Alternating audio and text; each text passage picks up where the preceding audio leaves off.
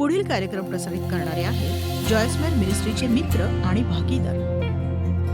सगळ्यात महत्वाचं, आरोग्यासाठी देवावर विश्वास ठेवा. कारण जरी औषधं ते करू शकली नाहीत, माणूस ते करू शकला नाही, परमेश्वर तुम्हाला आरोग्य देऊ शकतो. तो अजूनही चमत्काराचा परमेश्वर आहे.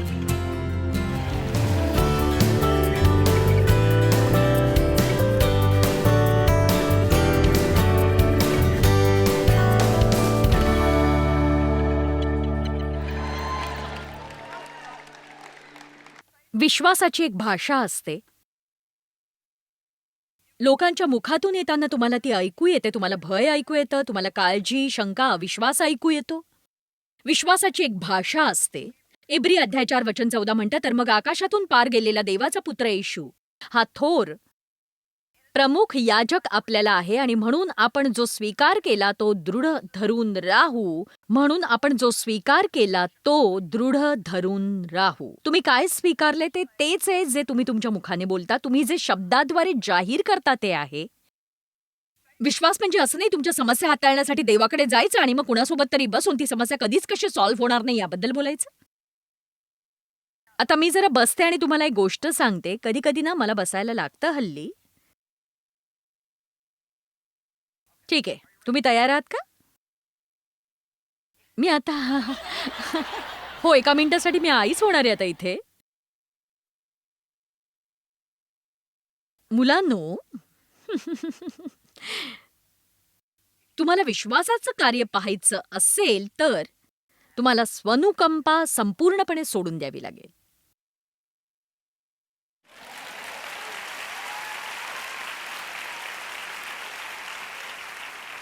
कारण आपण ज्या पद्धतीने बोलतो तसं बोलण्याची बरीच कारणं असतात. ज्या गोष्टींबद्दल आपण बोलत असतो कारण आपल्याला वाटतं की कुणाला तरी आपल्याबद्दल वाईट वाटावं. आणि तुम्ही म्हणाल, पण जॉयस, आपल्या मित्रांकडून सांत्वन मिळत असेल तर त्यात गैर काय आहे? नाही, तसं करायची गरज असेल तर एकदाच करा, संपवून टाका, पुढे सरका. त्याला आयुष्यभराची कामगिरी बनवू नका. आमेन.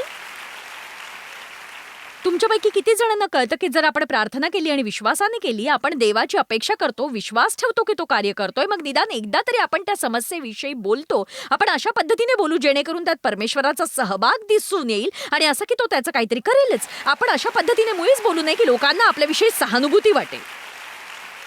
आमेन. विश्वासाची एक भाषा असते. तू कार्य करतोयस असं मला विश्वास आहे देवा. तू कार्य करतोयस असं मला विश्वास आहे. मला विश्वास आहे की तू माझ्या मुलामध्ये कार्य करतोयस. तू कार्य करतोयस यावर मला विश्वास आहे. मी प्रार्थना केली, तू प्रार्थना ऐकल्यास, मला वचनांचा आधार आहे आणि मी हा विश्वास ठेवण्यास नकार देते की तू विश्वासू नाहीस. मी माझ्या विश्वासाचा अंत पाहीन नक्की. आमेन. हो, आपण कंटाळतो. हो, आपण थकतो. हो, आपले दिवस कठीण असतात. म्हणूनच आपल्याला एकमेकांची गरज असते आणि आपल्याला अशा प्रकारे एकत्र यावं लागतं. आणि उत्तम संगीताची आपल्याला गरज असते, चर्चची गरज असते, मित्रांची गरज असते. कारण बऱ्याच गोष्टी आपल्यातून सगळं बाहेर खेचत असतात. आपल्याला उंचावण्यासाठी आपल्याला लोकांची गरज असते. विश्वासाचा आधार आपण काय पाहतो, काय वाटतं, काय अनुभवतो यावर नसतो. 2 कोरिंथ अध्याय 5-7. आम्ही विश्वासाने चालतो, डोळ्यांनी दिसते त्याप्रमाणे चालत नाही. आम्ही विश्वासाने चालतो. आम्ही आमच्या जीवनाला शिस्त लावतो, आमच्या श्रद्धेप्रमाणे, विश्वासाप्रमाणे वागतो, परमेश्वराशी असलेल्या संबंधांचा, दैवी गोष्टींचा मान राखतो. विश्वासाने व पवित्र उत्सुक्यात चालतो, डोळ्यांना दिसेल त्याप्रमाणे चालत नाही. एक सांगू का? मला अब्राहमाची गोष्ट खरंच आवडते आणि मी रोमकरास 4 कडे जाण्यात वेळ नाही घालवत, पण मला ही गोष्ट आवडते की त्याने आपल्या परिस्थितीकडे दुर्लक्ष केलं नाही, त्याने त्या पाहिल्या. आपल्या संतानासाठी अब्राहम देवावर विश्वास ठेवून होता. जरी शारीरिकरित्या एका बाळाला जन्म देणं त्याला आणि साराला शक्य नव्हतं, कारण ते दोघंही अतिशय वयस्कर होते, संतान होण्याचं त्यांचं वय कधीच निघून गेलं होतं, पण परमेश्वराने त्यांना वचन दिलं होतं. बायबल म्हणतं परमेश्वराच्या वचनाबाबत त्याने कुठल्याच शंकेने किंवा अविश्वासाने स्वतःला डळमळू दिलं नाही. कोणीच तुम्हाला असं वचन देऊ शकत नाही की शंका किंवा अविश्वास तुमच्या समोर येणार नाही. म्हणूनच शब्दांचं सामर्थ्य इतकं महत्वाचं आहे की शंका आल्याबरोबर त्वरित तुम्ही असं म्हणायला हवं की मी यावर विश्वास ठेवणार नाही, परमेश्वर कार्य करतो यावर माझा विश्वास आहे. वाईट विचार रोखण्याचा सर्वोत्तम मार्ग म्हणजे काहीतरी सकारात्मक बोलणं. मला इच्छा आहे आपण लूक 5ची पहिली 5 वचनं पाहावी. ही काही शिष्यांची कथा आहे ज्यांच्याकडून मला भरपूर शिकता आलं आणि पहिल्या 5 वचनांवर माझे बरेच चांगले संदेशही आहेत.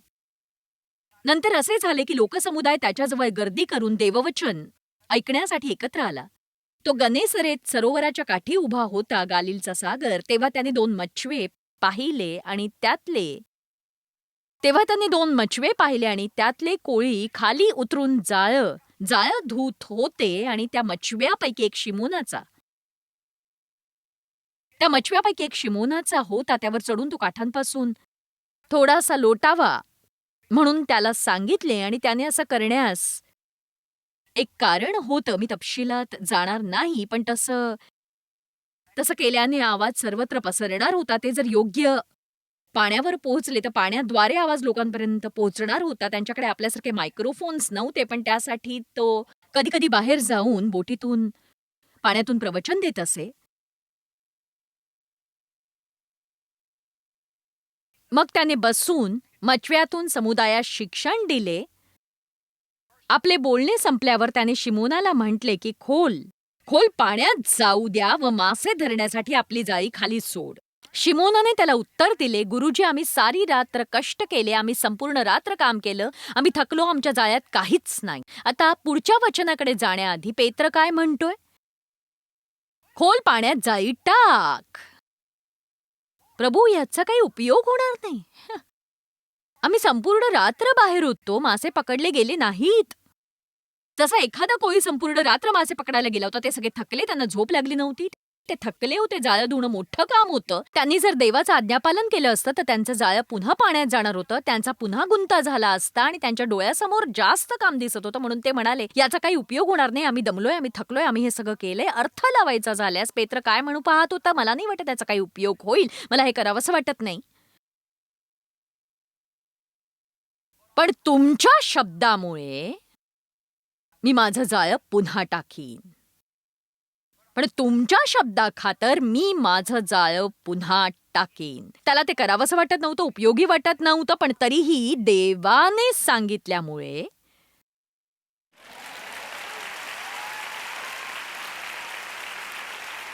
त्याने त्यावर विश्वास ठेवला.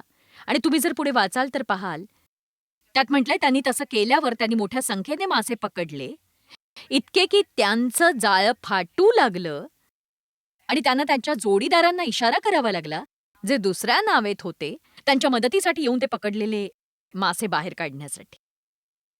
तुम्हाला काय दिसतं, काय वाटतं किंवा जाणवतं यावर तुमचा देवावरचा विश्वास आधारित ठेवू नका. 6वा मुद्दा, आपल्याला बराच टप्पा पार पाडायचा आहे. देवनी मला आधीच सांगितलं तू काय करशील, मला माहितीये तुला जमेल तितकं लांब तू जाशील आणि मग पुढचं सगळं वाचशील. तुम्ही याची फार काळजी घेणार नाही म्हणून मी पटकन नजर फिरवते की विश्वास हा सहनशीलतेसोबतच कार्य करतो. क्षमा करा. इब्री अध्याय 6 वचन 11 आणि 12. पण तुम्हा प्रत्येकासाठी आमची अशी इच्छा आहे मनापासून व प्रामाणिकपणे की तुम्ही नेहमीच तेच परिश्रम व सच्चेपणात दर्शवावा व तुमच्या आशेचा शेवटपर्यंत पूर्ण आत्मविश्वासाने आनंद लुटावा. पूर्ण एक सांगू, विश्वासाची एक सुरुवात आहे. तुम्ही ते ठरवता तेव्हा ते इतकं वाईट नसतं, मी यासाठी देवावर विश्वास ठेवीन. हे अगदी छान असतं. हो, मी आशावादी आहे, याचं उत्तर आहे मी देवावर विश्वास ठेवते. पण मग दुसऱ्या दिवशी, तिसऱ्या, चौथ्या, 5व्या, पहिल्या वर्षी, दुसऱ्या, तिसऱ्या, 10 वर्षांनी, 12 वर्षांनी, 15 वर्षांनी तुम्हाला फारसं काहीही दिसत नाही. बघा, तुम्ही इथे सुरुवात केली होती देवावर विश्वास ठेवून, यातून लवकर पार जा आणि शेवटी त्याच्या पूर्णतेपर्यंत येऊन पोहोचा. वा, आपलं आयुष्य काय अद्भुत होतं. पण प्रारंभ आणि शेवट असं कधीच नसतं, मध्य हा असतोच असतो. आणि तुमच्यापैकी कित्येक जण कशाच्या तरी मध्ये आहेत आणि तुम्हाला त्यात मजा येत नाहीये. तुम्ही संयम बाळगायला हवा.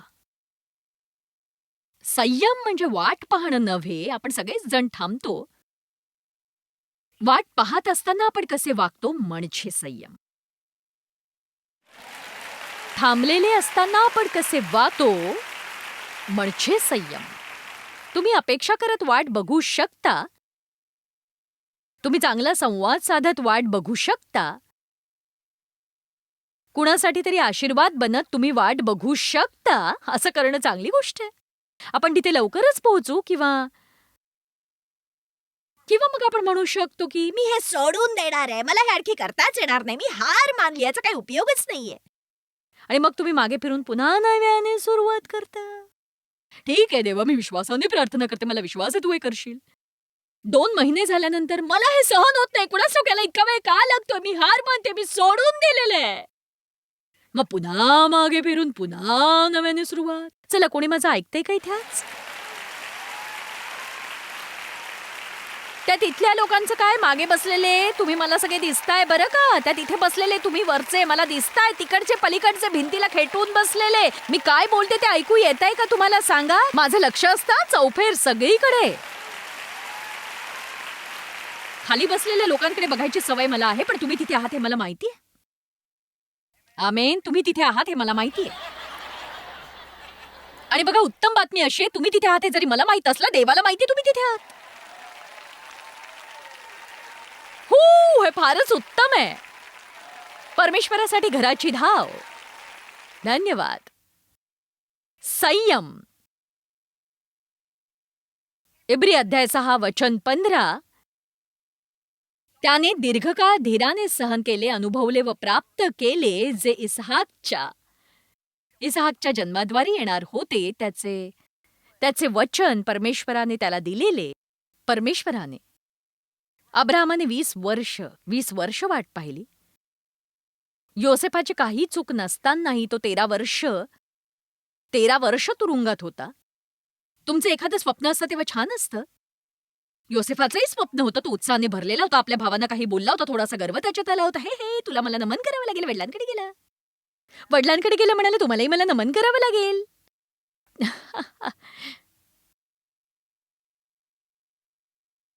त्याला एखाद्या मागच्या दिशेच्या यात्रेची गरज होती. नक्कीच. बघा, तुमच्यापैकी काही तुमच्या आयुष्यात वाळवंटात आहेत आणि तुम्हाला माहित असो की नाही, पण परमेश्वराने तुम्हाला जे वचन दिले त्याच्या तयारीच्या आधी तो तुमच्यातनं आवश्यक तो कचरा बाहेर काढून टाकतोय. चला आता, तुम्ही कुठे आहात त्याबद्दल तिरस्कार करण्यात काही उपयोग नाही. त्यापेक्षा तुम्ही जिथे जात असाल त्या वाटेचा आनंद लुटायला शिका. मी म्हटलं, तुम्ही जात असाल त्या वाटेचा आनंद लुटायला तुम्ही शिकायलाच हवं. ठीक आहे. नंबर 7, विश्वास कार्य करतं आणि त्याला प्रेम चालना देत असतं. ही एक 10 भागांची शृंखला आहे. आपली प्रेमातली वाटचाल कशी असते? आपण प्रेमाचा किती अभ्यास केलेला आहे? प्रेमाविषयीची वचनं आपल्याला किती माहिती आहेत? आपण लोकांना कसं वागवतो? तुम्ही लोकांवर किती चिडलेले आहात? मला ऐकू येतंय.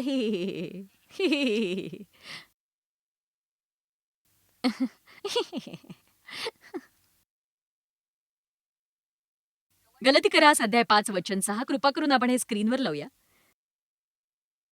ख्रिस्त येशूमध्ये सुन्नता काही कामाची नाही व बेसुन्नताही नाही, तर प्रीतीच्या द्वारे कार्य करणारा जो विश्वास तो कामाचा आहे, जो कार्यरत आणि चैतन्यपूर्ण आहे. आता इथे काय होतंय ते सांगू द्या मला. सुन्नता आणि बेसुन्नतेबद्दल पौल अस्वस्थ होता. जे गलतीकर नेहमी बोलत असत की मी तुझ्यापेक्षा बरं आहे, माझी सुन्नता झाली, तुझी नाही झाली, तुझी सुन्नता व्हायला हवी, माझी सुन्नता झाली, तुझी नाही झाली. मला वाटतं पौल म्हणत होता, छोट्या छोट्या धार्मिक नियम आणि कायद्यांमध्ये गुंतणं सोडून द्या व एकमेकांवर प्रीती करण्यात व्यस्त राहा. चला आता, ही फार विचित्र गोष्ट आहे की विविध पंथ कसे एकमेकांशी भांडतात आणि एकमेकांना गप्प बसवतात. कारण आपण सगळे एकाच गोष्टीवर विश्वास ठेवत नाही. पण मग बरोबर कोण? आपल्यापैकी 100% बरोबर आहे असं नाही. मी नाही, तुम्ही नाही, अजून दुसरं कुणी नाही. आपण जिथे आहोत तिथे आपण आपल्याला जमेल तितकं चांगलं करू आणि कुठल्याही गोष्टीपेक्षा आपल्या आयुष्यातलं फळ हे महत्वाचं नाहीये का? सांगा मला. पौल म्हणतो एकमेकांवर प्रीती करण्यात व्यस्त राहा. कारण विश्वास कार्य करतो, पण प्रीती उत्साह भरते. तिथे जाण्यासाठी माझ्याकडे वेळ नाही, पण मार्क 11वा अध्याय. परमेश्वरावर विश्वास ठेवा. सतत प्रार्थना करा. प्रार्थना करताना विश्वास ठेवा. आणि जर कुणाविषयी तुमच्या मनी काही असेल तर ते सोडून द्या, टाकून द्या, जाऊ द्या. हे विश्वासाबद्दल बोलतंय. आता आपल्याला विश्वासाचा एक नियम सापडला आणि तो असा की तुम्हाला जर वाटतं की तुमच्या विश्वासाने कार्य करावं तर कुणावरही चिडू नका. विश्वास प्रीतीने कार्य करतो. प्रीतीत वाटचाल करण्यासाठी तुम्ही पवित्र आत्म्यासोबत कार्य करायला हवं. ही सोपी गोष्ट नाही की रोज सकाळी उठून स्वतःला आपल्या मनापासून दूर ठेवून तीव्रपणे विचार करायचा आज मी कुणासाठी आशीर्वादित ठरू.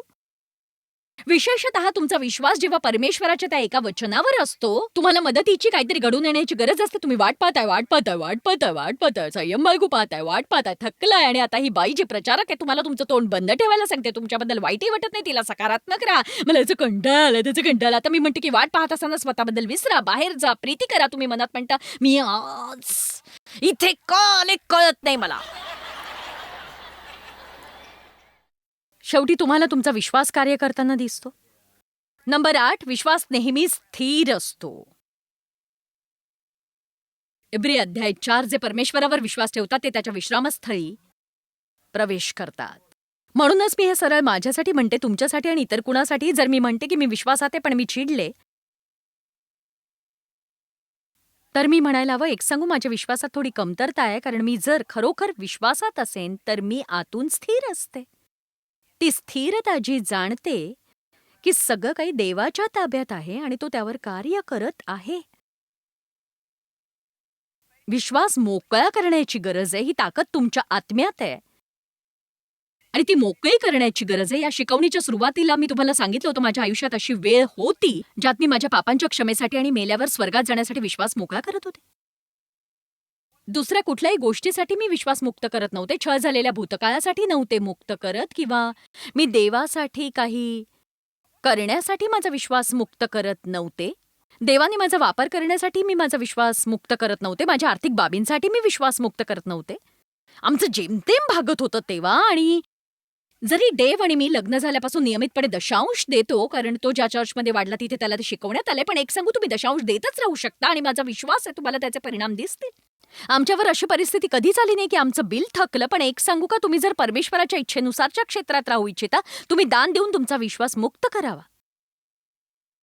विश्वासाचे परिणाम नेहमीच दिसतात. नंबर 10, त्याचे परिणाम नेहमीच दिसतात. तुम्ही तुमचा विश्वास जर सोडला नाही, तुम्ही जर तुमचा विश्वास धरून ठेवला तर परिणाम हे दिसतीलच दिसतील. त्याला किती वेळ लागेल सांगू शकत नाही, पण परिणाम हे दिसतीलच. लूक अध्याय 7 वचन 50 मध्ये बायबल म्हणतं तुझ्या विश्वासाने तुला वाचवलंय. काल 108 लोकांचं विश्वासाने तारण झाल्याचं आपण पाहिलं.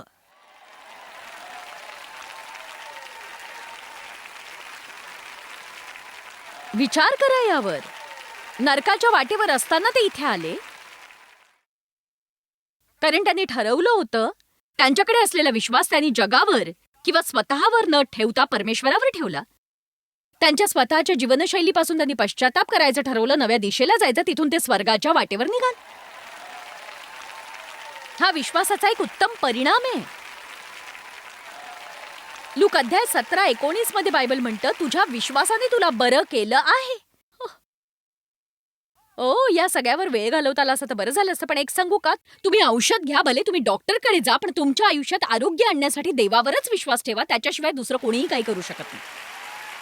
मला नाही वाटत असं कुठलंच औषध किंवा डॉक्टर आहे जे आपली मदत करू शकतील जर त्या कार्यासाठी आपण देवावर विश्वास ठेवला नाही. कारण येशू हा आपला आरोग्यकर्ता आहे आणि आपलं आरोग्य देवाकडून येतं, परमेश्वराशिवाय आरोग्य नाही. आणि जर आजकालच्या वैद्यकीय लोकांकडे ज्ञान असेल ते त्यांना परमेश्वराकडनंच मिळालंय, त्यानेच ते दिलंय. हे बरं झालं, नाहीतर आपण सगळे मेलो असतो. कुठल्या डॉक्टरकडे जावं याबद्दल प्रार्थना केल्याशिवाय मी नाही जात. देवाने त्या औषधावर आशीर्वाद देण्यासाठी प्रार्थना केल्याशिवाय ते औषध आणू नका, त्याला अभिषिक्त करा. त्याहून महत्वाचं म्हणजे आरोग्यासाठी देवावर विश्वास ठेवा. जरी ते औषध बरं करू शकत नसेल, माणूस काही करू शकत नसेल, परमेश्वर तुम्हाला आरोग्य देऊ शकतो. तो अजूनही चमत्कार करणारा देव आहे.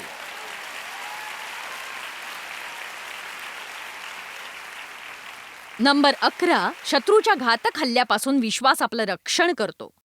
हो, एफेसकरास 6 म्हणतं, विश्वासाची ढाल घे. त्यात असं नाही म्हटलं ती आपल्यासोबत खेचत फिरव.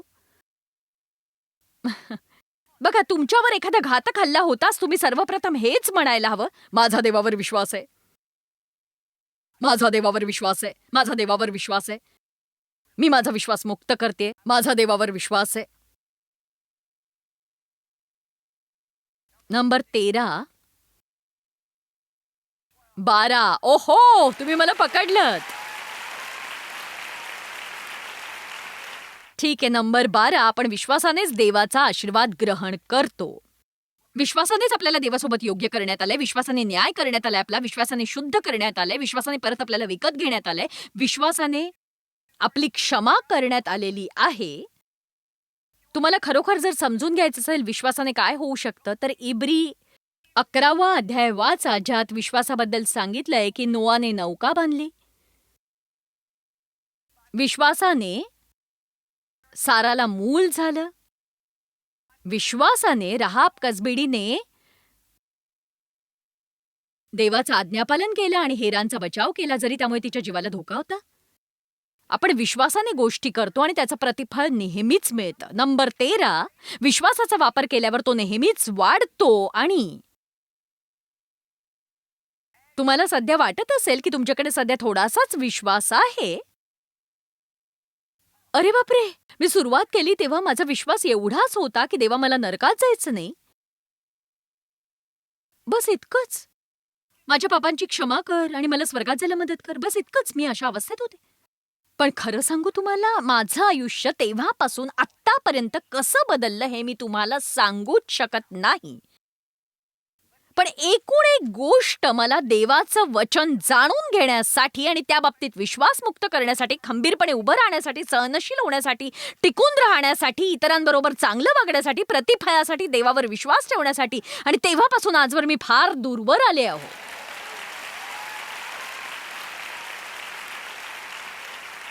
तुम्ही विचाराले तुम्ही किती वर्ष करताय? साधारण 37 वर्ष. अरे बापरे, शेवटी गेल्या आठवड्यात माझं तारण झालं. नाही नाही नाही नाही नाही नाही नाही नाही नाही, तसं नका करू. म्हणा, देवाचे आभार, मी वाटेवर आहे.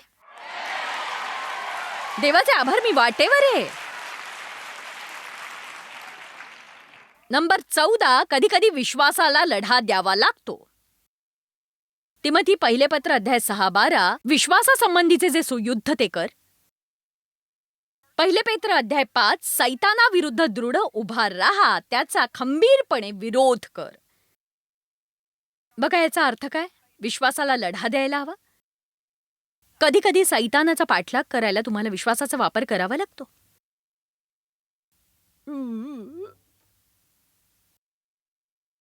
शत्रूकडे जितके सामर्थ्य आहे त्यापेक्षा अधिक सामर्थ्य व अधिकार तुमच्याकडे आहे. लूक अध्याय 10:19 बघा, ओरडण्याआधी ऐका. लूक अध्याय 10:19, पहा, मी तुम्हाला शत्रूच्या सर्व शक्तीवरचा अधिकार दिला आहे. सर्व शक्तीवरचा. सैतानाकडे केवळ सामर्थ्य आहे, तुमच्याकडे सामर्थ्य आणि अधिकार आहे, आणि त्याच्याकडचा अधिकार तोच आहे जो तुम्ही त्याला देता.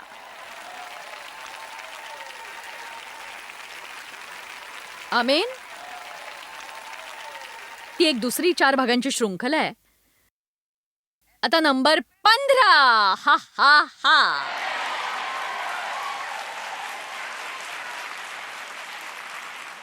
विश्वास ही एकमेव गोष्ट आहे ज्याने भयावर मात करता येते. आणि आजच्या जगात भय अतिशय प्रचलित आहे. बायबल म्हणते शेवटच्या दिवसात भयाने मनुष्य मूर्छित होतील. तुम्ही अशा काही ख्रिस्ती लोकांकडूनही ऐकता जे देवाच्या राज्यात दीर्घकाळ आहेत आणि ते आजकालच्या जगाच्या परिस्थितीला कसे घाबरलेत. पण मी नाही घाबरत. काय होईल मला नाही माहीत. मला माहीत नाही मला सगळं आरामदायी मिळेल की नाही. पण मी जर कुठल्या गोष्टीला घाबरीन तर त्या लोकांसाठी जे हरवले आहेत.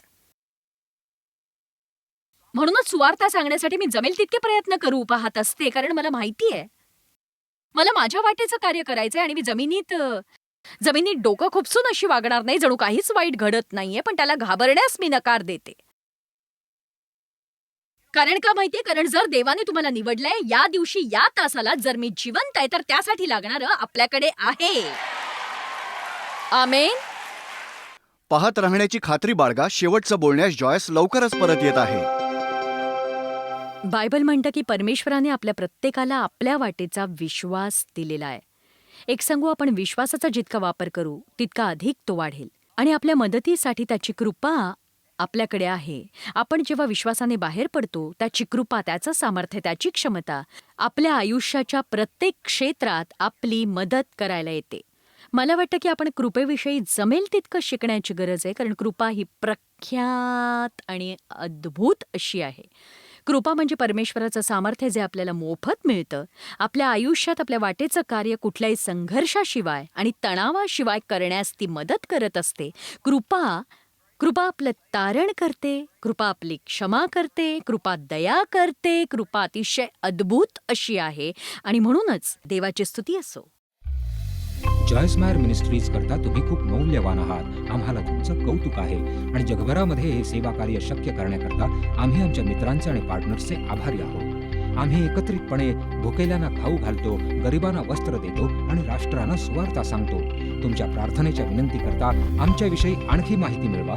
जॉयसच्या कॉन्फरन्सच्या तारखा पहा आणि ख्रिस्ताची प्रीती जगभरामध्ये पसरवण्याकरता आमचे सहभागी व्हा.